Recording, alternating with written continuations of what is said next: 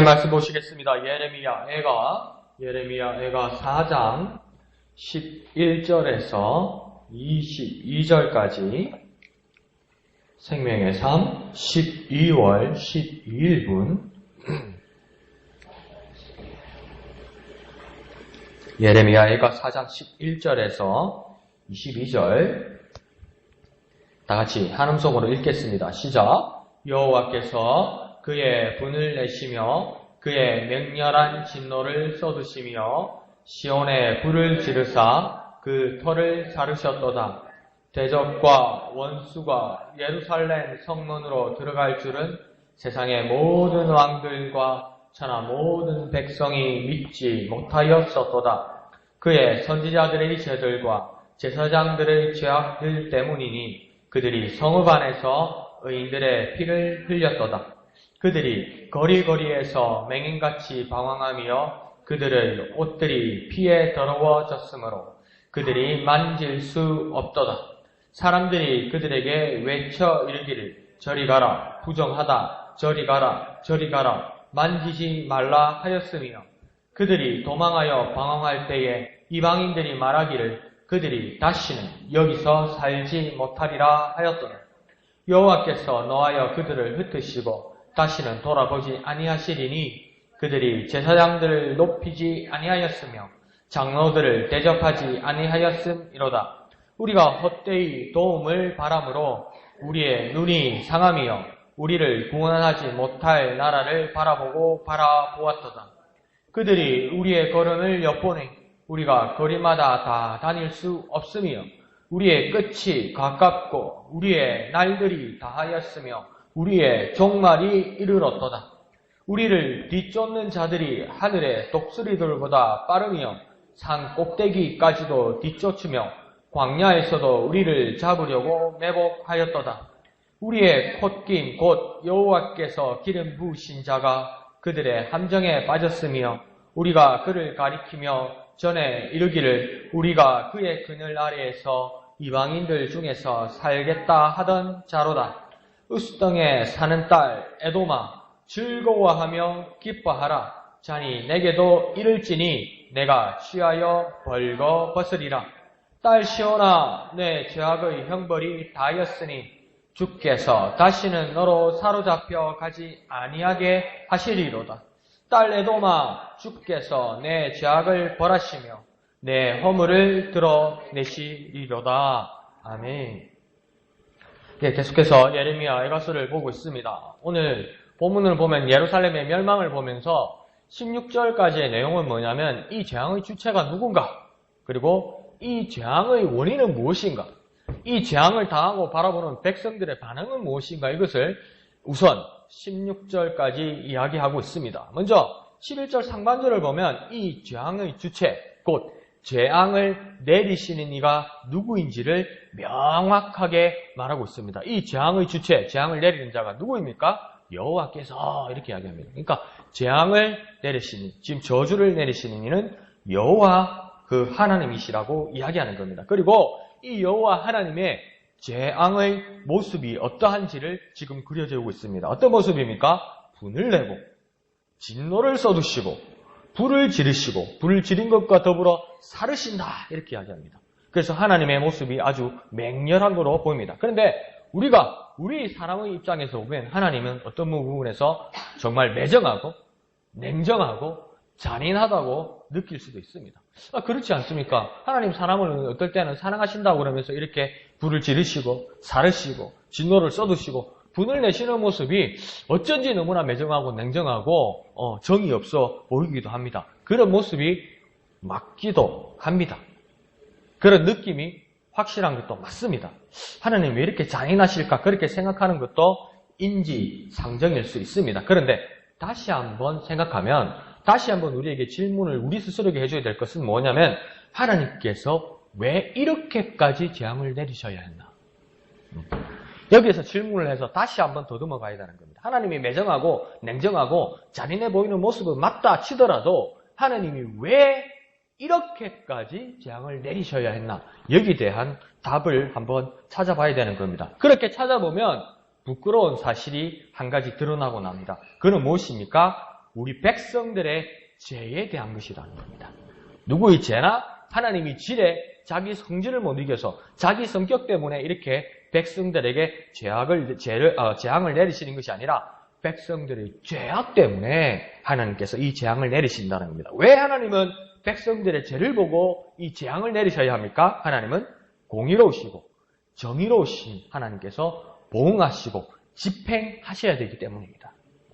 인간적으로 용서하고 싶고 인간적으로 봐주고 싶지만 이 사회에도 법이라는 것이 있고 재판이라는 것이 있기 때문에 더 이상 용서해 줄 수 없고 결국은 집행해야 되는 있는 것처럼 하나님은 우리를 사랑하시는 하나님이지만 하나님이 또 철저한 하나님의 성품 가운데는 공의로우시고 정의로우신 하나님이라는 것입니다. 그리고 그 공의와 정의가 집행되는 이유는 뭐냐면 하나님께서 집행하시지만 백성들의 죄악 때문이라는 것입니다. 그에 대한 갚음이라는 것입니다. 그러니까 죄악이라는 입력이 있으니까 재앙이라는 집행이라는 지금 출력이 나온다는 겁니다. 이거는요. 이걸 숨길 수 없다는 것이죠. 그래서 12절을 보면 이 재앙의 모습에 대해서 대적과 원수들이 깜짝 놀랄 정도였다 이렇게 이야기합니다. 그러니까 예루살렘이 멸망하는 것을 보고 대적과 그 원수들이 깜짝 놀랐다고 그럽니다. 믿지 못할 정도의 이런 일이 일어났다는 겁니다. 대적과 원수들도 예루살렘이 멸망할 줄은 생각도 못했다는 겁니다. 우리가 이 예루살렘 성 안으로 들어가서 정복할 줄은 꿈에도 생각하지 못했다 이렇게 말하는 겁니다. 그러니까 이 예루살렘 성에서 백성들의 적들이 침입을 받아서 멸망하는 형국이 일어날지라도 이것은 대적들이나 그 원수들의 능력이 아니라는 겁니다. 사실은요. 그 사람들도 스스로 자기 입으로 고백한다는 겁니다. 자기들이 상상하지도 못했던 성과는 자기들의 것이 아니라 하나님께서 그러하셨고 하나님이 공의롭고 하나님의 정의로운 성품에 의해서 집행되었다고 이야기하는 것입니다. 그러니까 여기서 우리가 억울하다고 말하기 전에 억울하다고 말하는 것은 뭐냐면 우리의 죄악에 대해서 인정하지 않는 겁니다. 억울하다는 것은 그러니까 부모님을 잘 만난 복도 있지만 부모님 때문에 자녀를 버린다는 것이 뉴스에 많이 나오잖아요. 이 대한항공 부사장 같은 경우에 그 이제 나이 40살 된 여자가 부사장이 되어서 그 자기보다 나이 많은 사람한테 고함 지르고 배운 사람이 쌍욕하고 무릎 꿇리고 비행기에서 내리라고 그러고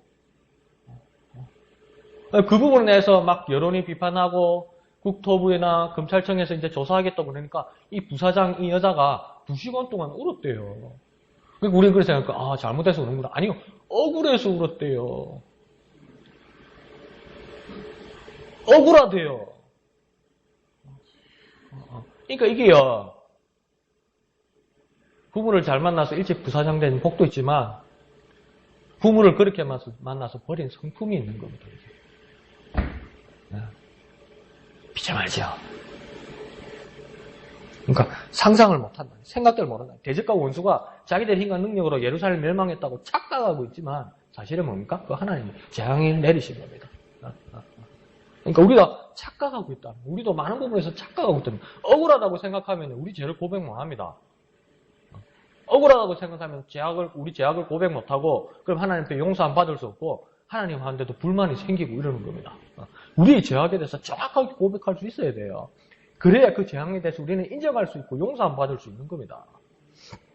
자, 13절은 이렇게 된 원인을 13절부터 이야기하고 있습니다. 1차적인 원인은 뭐냐면 하나님의 말씀을 받고 그 길을 제시해야 할 선지자들, 이들의 죄악이고 또 하나님의 법대로 영광과 예배와 경배를 올려드려야 할 제사장들의 죄악 때문이다. 이렇게 이야기하는 겁니다. 쉽게 말해서 지도자들의 죄악 때문이다. 이렇게 이야기하는 겁니다. 그러면서 13절 하반절에서는 그들의 해야 할 일을 망각하고 뭘 했다고 이야기합니까? 오히려 의인들의 피를 흘렸다. 이렇게 이야기하는 겁니다. 그러니까 하나님 앞에서 거룩한 자라고 인정한 받는 자를 오히려 죽였다는 겁니다.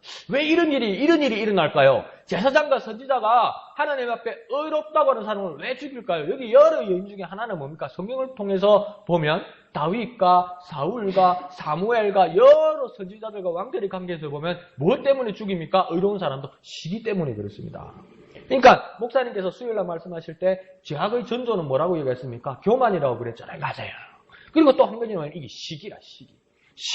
시기나 교만을 내가 받아들이기 시작하면 죄악이 시작되는 겁니다. 그래서 선지자들이 의로운 사람을 죽였다고 이야기합니다. 불의하고 죄인된 사람을 돌이켜야 할 선지자와 제사장이 거꾸로 선한 사람을 멸망하게 한 죄악 때문에 이렇게 되었다고 이야기합니다. 근데 더 과간이 나타납니다. 14절에 보면 이들의 모습이 다른 사람을 인도해야 될 자 아닙니까? 선지자와 제사장은 무엇입니까? 백성들을 인도하고 길을 제시해야 될 사람이 아닙니까? 그런데 이들이 어떻게 됐다고 이야기합니까? 앞을 보지 못하는 사람처럼 헤매고 다녔다고 이야기하는 겁니다. 우리는 앞길을 모르는 제사장과 백성은 항상 하나님 앞에 물어보기 위해서 제사장과 선지자에게 나와서 제사장이요, 선지자요, 우리가 어떤 길을 가야 합니까? 저는 갈 길을 모릅니다. 라면 선지자와 제사장이 밝히 바라면서 여기가 하나님의 뜻이다 이러는데 제사장의 눈이나 선지자의 눈을 보니까 눈이 이상해, 초점이 이상해. 안 보고, 못 보고 있는 거예요. 못 보고 있는데 장님인데, 여기다 이러고 있더라는 거죠. 이거 완전 엉망진창이 돼버린 거죠. 그리고 또 뭐라고 이야기합니까? 그들의 옷을 피로 더럽혔다. 이렇게 이야기합니다. 이들이 입는 옷은 무엇입니까? 거룩한 예복입니다. 하나님 앞에 예배하러 갈 때 입는 옷입니다, 이게요. 그러니까 그 옛날 청교도들이 그랬다고 그러잖아요. 아무리 가난해도 아이들에게 두 가지를 가르쳐 주는데 주일날 뭡니까? 헌금을 부모님이 꼭 확인해주고 두 번째는 뭡니까? 아무리 가난해도 하나님 앞에 주일날 예배하러 갈 때 특별히 입는 옷이 따로 있다고 이야기하잖아요. 그게 뭡니까? 그게 허례허식을 이야기하는 것이 아니라 나는 거룩하신 하나님 앞에 예배하러 가는 자라는 건 자기 자신에게도 말하고 모든 사람에게 보여주는 겁니다. 나는 주일날 하나님 앞에 예배하러 가는 자라는 것을 모습으로 보여주는 거예요. 그러니까 지금 제사장들과 선지자들이 입는 옷도 무엇입니까? 그들이 입는 특별한 예복은 뭡니까? 내가 이 옷을 입고 다른 일을 할 수 없다는 겁니다. 하나님을 섬기고 하나님의 말씀을 전하는 일을 하겠다고 하는데 그 옷을 입고 사람들을 죽여서 피가 튀어 있더라는 겁니다. 이거는 뭡니까? 완전 선지자와 제사장의 기능을 못하는 정도가 아니라 일반 백성들보다도 더 악한 상황이 되었다고 이야기하는 것입니다. 자, 15절로는 이러한 모습을 본 백성들의 반응입니다. 이 백성들이 막 외칩니다. 종교의 모습은 전혀 없습니다. 뭐라고 이야기합니까? 저리 가라. 부정하다. 나를 만지지도 마라. 저리 가라. 그냥 우리 경상도는 저리 가.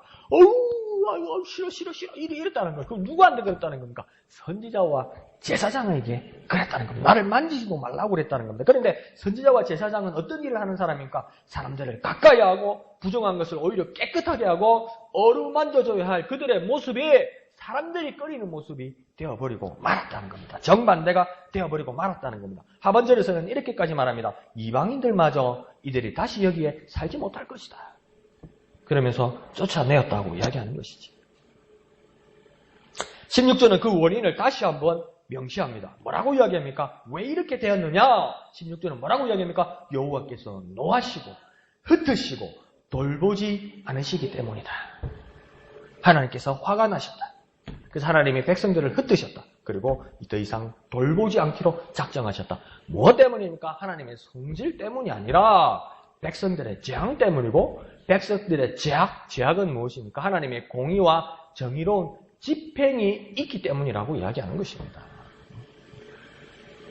이건 대한민국만의 문제가 아닌 것 같아요. 모든 세상의 정치권들이 뭡니까? 지도자가 되면 그 친인척들의 모든 문제가 일어납니다. 우리나라 역사에도 그랬고요. 친인척들의 문제가 일어납니다. 친인척들의 편의를 봐주게 됩니다. 그 백그라운드를 통해서 어떤 특혜를 받게 됩니다. 근데 결국 문제가 터지지요. 그것처럼 그렇게 되면 뭡니까? 백성들도 국민들도 등을 돌리고 비난하게 된다는 겁니다. 그런 비난이 없기 위해서는 그런 비난이 없으면 뭡니까? 정의로운 사회이고 공의로운 정부지요. 그러니까 하나님은 어떤 분이십니까?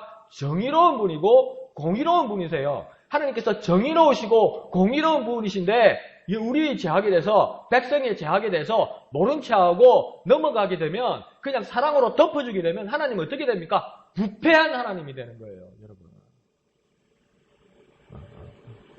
더러운 하나님이 되는 거예요. 거룩하지 못한 하나님, 불의한 하나님이 되는 거예요. 우리가 불의한 하나님, 인정 때문에 거룩하지 못하는 하나님, 그 하나님 우리가 믿고 의지할 수 있습니까? 없어요. 없어요. 그러니까 하나님 잔인하다고 말하지 마세요. 우리 때문입니다. 우리 때문. 원망하지 마세요. 우리 모습 때문입니다. 그 모습에서 다시 한번 16절에서 명시하고 계신 것입니다. 그러면 우리 삶에서 한번 적용해 봅시다. 우리에게 만약에 오는 일이 재앙이라고 어렴풋이 느껴진다면 이건 하나님의 분노는 아닌지 점검해 보아야 합니다. 그리고 이 재앙의 원인이 믿음의 지도자와 선배로서 말씀을 깨닫고 하나님을 바르게 섬기고 있는지 우리 자신도 돌아보아야만 하는 것입니다. 그리고 이러한 비참한 상황에서도 왕같은 제사장인 우리 그리스도인들이 제대로 된 기능과 사역과 헌신을 다시 시작해야만 하는 겁니다. 많은 사회가 그렇게 이야기합니다. 목사 썩었어. 그게 무슨 목사야? 교회 썩었어. 그래서 교회가 가기 싫어. 심지어 교인들도 그래서 내가 교회 나가지고 전도를 못하겠어요. 왜? 일말에 거기에 대해서는 우리의 책임이 있죠. 근데 요즘은 또 어떤 사건이 많이 일어납니까? 대학 교수님들이 요즘 난리죠. 대학 교수님들이. 그렇게 제자들을 추행하고. 그래서 유사일에, 서울대학교 유사일에 처음으로 교수들이 구속되고, 교수들이 썩었어. 교수들이 썩었어. 그래서 여러분 손주들 모아놓고, 딸 자식들 모아놓고, 아들 자식들 모아놓고 그렇게 이야기합니까? 야, 교수들이 썩었어. 대학이 썩었어. 학교 가지 마. 그게 됩니까? 학교는 가야 되는 거 아닙니까? 학교 가면 뭡니까? 제대로 배우면 되는 거 아닙니까? 제대로 된 선생님이 배우면 되는 거 아닙니까? 교회도 마찬가지입니다. 부패한 부분이 있어도 거기는 여전히 하나님 살아계시고 불꽃과 같은 눈동자로 당신의 백성들을 지키기를 원하시는 곳이 교회입니다. 그러면 그 교회에 많은 사람들을 전도하고 하나님 말씀을 듣게 해야 되고 전해야 되는 것이 우리의 사명인 거죠. 그런 부분에서 왕같은 제사장인 우리의 역할은 결코 잊혀지거나 결코 망각되거나 결코 버려서는 안 되는 것입니다. 자, 17절로 하나님 앞에서 국가적인 실수를 한 모습을 지적합니다. 헛되이 도움을 받았다. 17절에 이렇게 이야기합니다. 이 말은 뭐냐면 예루살렘이 지금 바벨론이라는 나라에 의해서 멸망하는데 예루살렘 사람들, 유다 사람들이 애굽, 곧 이집트 원군을 우방으로 기대했다는 것입니다. 그러니까 하반절에서는 그들은 우리 이스라엘을 구원하지 못할 나라라 이렇게 명시하고 있습니다. 그러면 바벨론에 항복하면 되고 바벨론의 구원을 구하면 된다는 말인가요? 일리는 있지만 여기서 17절에 정확하게 하는 말은 뭐냐면 하나님의 백성이면 하나님의 도움을 첫째로 구했어야 한다는 겁니다. 간단한 겁니다. 어느 나라에 서야 되나 어디 줄을 서야 되나 이 문제가 아니고 하나님의 백성이면 하나님의 구원과 하나님의 도움을 먼저 구했어야 되지 않느냐. 그것을 물어보는 겁니다. 너무나 임박한 환란이 오면 섣부른 세상 권력을 의지하는 것이 일반적인 실수고 일반적인 제약입니다. 우리도 그럴 수 있는 거예요. 누가 도와줄까? 누가 해줘야 되는 거 아니까? 우리 그럴 수 있는 거예요. 사람은 인지상정이에요. 그런데 다시 한번 돌아가서 내가 하나님의 백성이지. 하나님의 도움을 먼저 구해야지. 하나님께서 길을 열어달라고 기도해야지. 그렇게 돌아가야 한다는 겁니다. 자, 그러자 18절은 아주 무서운 모습으로 이 예루살렘의 마지막 모습을 묘사합니다. 끝이 가까웠다. 종말이 이르렀다. 그렇게 말하더라는 겁니다. 다시 쉽게 말하면 다 됐다. 이제 마지막이다 하면서 비참하게 쳐다보고 있더라는 겁니다. 어떻게 손 쓸 수가 없더라는 겁니다. 다 됐다. 멸망한다. 끝났다. 이걸 뭡니까? 내 눈으로 보고 있더라는 겁니다. 내 눈으로 무너진다. 내 집이 무너진다. 내 성이 무너진다. 내 왕이 죽는다. 내 백성들이 죽는다. 이걸 내 눈으로 보고 있더라는 겁니다. 그러면서 19절에 뭐라고 합니까? 이걸 피하기 위해서 도망가는데 뒤쫓는 적의 빠르기가 독수리보다 빠르다. 산꼭대기로 숨었는데 찾아와서 독수리처럼 낚아채더라. 그래서 도망갈 데가 없어서 광야로 사막으로 도망가니까 여기는 안전하다고 생각했는데 이미 적들이 예상하고 매복하고 숨어서 다 잡더라. 이런 거. 그러니까 뭡니까? 갈 데가 없더라. 피난 갈 데가 없더라. 숨을 데가 없더라. 전부 적이더라. 전부 나를 죽이는 자들 뿐이더라. 이렇게 이야기를 합니다. 그러니까 18절, 19절을 제가 다시 한번 상상해보면요. 목사님 2주 전에 그 주일 예배 때 그 그림 보여주셨잖아요. 태국에 그 쓰나미 오는 거지. 쓰나미 와가지고 그 가족들 찾는 그 영상 보셨잖아요. 그것처럼 우리가 여기 서 있는데 쫙 눈에 보이는 저 멀리서 막 하얀 산이 올라오더라는 거. 하얀 산이 그러면서 쭉 밀려오더라는 거예요. 이게 뭡니까? 헤일이더라는 거예요. 헤일. 큰 파도, 쓰나미더라는 거예요. 근데 이 큰 파도, 쓰나미는 더 이상 우리가 피할 수 없더라는 거예요. 쳐다보고 속수무책으로 당하더라는 겁니다. 속수무책으로. 아무리 뛰어도 아무리 숨어도 안 되는 뭡니까? 커다란 파도, 해일, 쓰나미가 막 밀려오듯이 지금 이스라엘 백성의 재앙의 모습이 너무나 큰 재앙 때문에 피할 곳도 없고 숨을 곳도 없더라는 겁니다. 그렇게 비참하게 당하더라는 겁니다. 자, 20절에서는 여호와의 기름 부으신 자가 나옵니다. 그런데 이는 누구라고 지금 우리가 보고 있냐면 유다의 마지막 왕 시드기야 왕으로 지금 보고 있습니다. 그런데 이 기름 부은 자에 대해서 앞에서 뭐라고 얘기합니까? 백성들은 하나님이 그에게 주신 사명은 백성의 콧김이다 이렇게 이야기합니다. 이 백성의 콧김이란 말은 뭐냐면 호흡이고 생명이다 이 말입니다. 호흡이고 생명이다. 백성들의 호흡, 백성들의 생명은 누구에게 달려있냐면 시드기야 왕에게 달려있다. 백성들이 그렇게 믿었다는 겁니다. 그러니까 절대적으로 의지했던 거죠. 그런데 시드기야 왕이 어떤 결정을 합니까? 야반도주였습니다. 야반도주. 백성 다 버리고 야반도주였어요. 도망갔어요. 그러다가 잡혀서 시드기야 왕이 보는 눈앞에서 자기 자녀들을 바벨론 군사들이 다 죽여버리고요. 시드기야 눈을 빼버립니다. 그렇게 비참한 상황이 일어났다는 거죠. 우리나라도 임진왜란 때 선조가 그랬다고 그러지 않습니까? 명나라로 망명하려고 그랬잖아요. 백성들은 죽어가는데 북쪽으로 도망가다가 갈 데가 없으니까 이거 안 되겠다. 명나라로 도망가자 이랬다는 거예요. 백성이 어떻게 왕을 믿겠습니까? 우리나라가 6.25 전쟁이 났을 때도 전쟁이 터졌다 그러지 않습니까? 뭉치면 살고 흩어지면 죽습니다. 그 서울에서 얘기한 줄 알죠? 대전에서 했대요. 전쟁 나자마자 대구로 도망갔대요. 대통령이 먼저. 그러면서 아이고 너무 멀리 왔다 야. 쪽팔린다 야 이러면서 대전에 왔대요. 그래서 서울에 있는 것처럼 방송했대요. 뭉쳐야 된다고. 도망가지 말라고. 그래 놓고 어떻게 합니까? 서울 사람들이 피난 가고 있는데 한강다리를 폭파해버린 거예요. 말도 안 하고. 사람이 얼마나 죽은지 몰라요. 그러면서 나중에 지금 문서에서 CIA 문서에서 찾아진 데 뭐라고 해야 합니까? 대통령이 안 되면 일본으로 가서 임시정부를 세우려고 그랬답니다. 이러면 믿을 수 없죠. 이러면 믿을 수 없죠.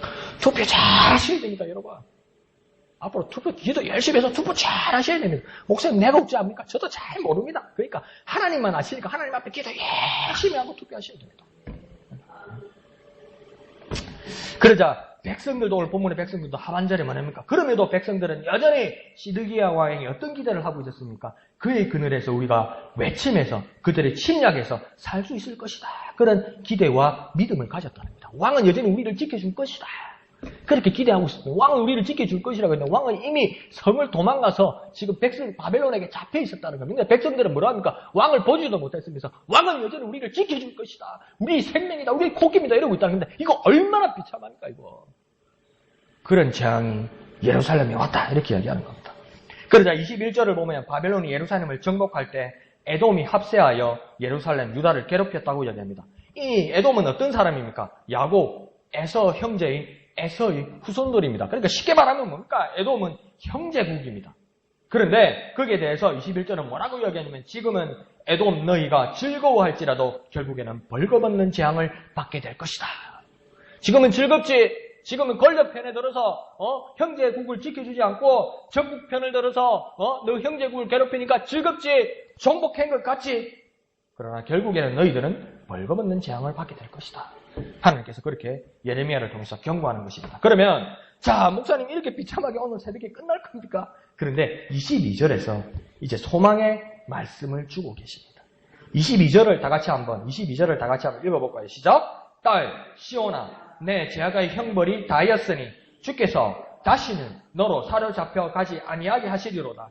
딸 에돔아 주께서 내 제약을 벌하시며 내 허물을 드러내시리로다. 아멘. 끝으로부터 보면 너는 에돔아 너가 승승장구한 것 같지? 그렇지만 결국은 내 제약을 벌하고 내 허물을 하나님께서 드러낼 것이다. 그리고 우리에게 소망의 말씀은 뭐냐면 이스라엘의 제약에 대한 형벌은 끝이 없는 것이 아니다. 하나님 이렇게 이야기합니다. 끝이 없는 것이 아니라 언젠가는 끝날 것이고 그러면 다시 포로가 되지 않을 것이고 그러면 대적들은 이제 벌을 받고 그 허물이 드러난다. 결국 이스라엘 백성 너희들에게는 무엇이 일어난다?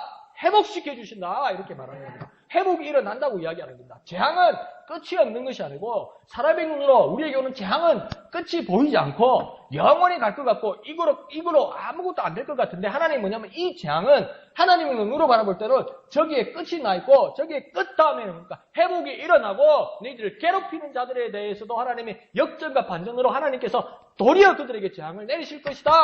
그러면 그들의 적들의 모습은 보지 않더라도 우리에게 일어난 일만 보아도 우리 재앙에 대해서 결국은 어떻게 된다는 겁니까? 회복된다는 겁니다. 그것이 하나님께서 우리에게 주시는 오늘의 메시지인 겁니다. 재앙의 목적은 멸망이 아닙니다. 첫 번째 하나님은 우리에게 경고하십니다. 그러나 그 경고에 대해서 듣지 않으면 두 번째 하나님은 형벌하십니다. 그러나 하나님은 그 형벌로 끝나는 것이 아니라 세 번째 그럼에도 하나님은 다시 회복시켜 주시는 것입니다. 그러면 네 번째 우리는 무엇을 가져야 됩니까? 교훈을 가져야 되는 거예요. 다시는 이런 일이 일어나서는 안 되겠다. 교훈을 가져야 되는 거예요. 이런 일이 일어날지라도 멸망한다고 생각하지 말고 회복시켜 주시는 하나님에 대한 소망을 가져야 되는 거예요. 그럼 우리가 가져야 될 것은 무엇입니까? 회복과 교훈입니다. 회복과 교훈입니다. 이 놀라운 회복과 교훈을 가지고 하나님과 영원히 동행하시는 저와 여러분 되시기를 거룩하신 예수님의 이름으로 축원드립니다. 기도하겠습니다. 거룩하신 아버지 하나님 은혜를 감사드립니다. 하나님 우리에게 와 있는 이 재앙이 끝이 없는 것 같고 막막하게 보이는 경우가 한 번, 두 번이 아닙니다. 하나님 끝이 보이지 않습니다. 그러나 하나님의 눈으로 바라보시고 하나님의 말씀을 우리에게 전해주시옵소서. 경고를 듣지 못하고 형벌을 받는 우리에게도 하나님 언젠가는 다시 회복시켜 주시는 주님을 소망으로 바라보는 우리가 되게 하여 주옵소서. 그리고 이 큰 사건을 우리의 교훈으로 삼아서 다시는 이 재앙의 상태로 돌아가지 않도록 하나님 우리를 지켜 주시옵소서. 역사하여 주시옵소서. 모든 것을 감사드리며 거룩하신 예수님의 이름으로 간절히 기도하옵나이다. 아멘. 이 시간 말씀을 생각하시면서 기도하시고 오늘은 진해 지역 보고마를 위해서 기도하실 때 웅천동, 웅동 1동, 웅동 2동을 위해서 기도해 주시기를 부탁드립니다. 오늘 금요 기도회를 위해서 기도해 주시고 또 많이 참여해 주시기를 부탁드립니다. 내일 토요일 오전에 우리 교회 김장 행사 있습니다. 이를 위해서 기도해 주시고 많이 참여해 주시기 바랍니다. 그리고 오후에는 또 성탄 추리 장식이 있습니다. 이를 위해서도 우리 남성교회와 모든 일이 주관화 잘 될 수 있도록 또 참여해 주시기를 부탁드립니다. 그리고 주일날은 우리 사무 처리회가 있습니다. 사무 처리를 위해서 잘 진행되고 또 건설적이고 또 평화롭고 또 아주 좋은 안건들과 또 어려운 안건들도 다 주님의 은혜로 잘 통과될 수 있도록 여러분 기도해 주시고 참여해 주시기를 부탁드립니다. 그리고 주일 찬양들을 위해서 기도해 주시고 특별히 말씀을 전하시는 담임 목사님을 위해서 더욱 기도해 주시기를 부탁드립니다. 오후 큐티 나눔, 오후 예배를 위해서도 여러분 기도해 주시기를 부탁드립니다. 그리고 각자의 기도의 제목을 가지고 이 시간 다 같이 기도하겠습니다. 거룩하신 주님, 은혜를 감사합니다. 예루살렘의 비참한 상황이